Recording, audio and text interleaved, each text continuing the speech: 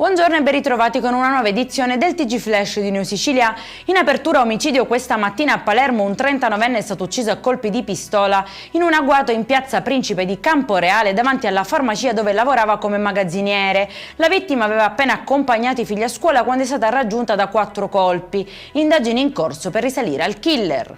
Si terranno oggi pomeriggio a Messina nella chiesa di San Francesco all'Immacolata i funerali di Francesco Pantano, il 13enne morto dopo una settimana di agonia. Il ragazzo era stato investito mentre era in monopattino e ricoverato in gravissime condizioni al Policlinico. Ancora in corso le indagini per chiarire la dinamica dell'incidente. Operazione in mare a Trapani della Guardia Costiera, sequestrate 2 reti illegali e circa 3 quintali e mezzo di pesce. Una barca è stata sorpresa con attrezzi non conformi e quasi mezzo quintale di pescato. È scattata così una multa da 4.000 euro, stesse irregolarità per un'altra imbarcazione sanzionata con 2.000 euro. Tutto il prodotto ittico è stato devoluto in beneficenza. In manette a Catania un 38enne accusato di aver messo a segno 3 rapine in altrettanti supermercati nel giro di 3 giorni. Armato di taglierino avrebbe minacciato i cassieri portando via il denaro fino al terzo colpo, andato a vuoto grazie alla reazione di un dipendente. Decisive per l'identificazione le immagini di videosorveglianza.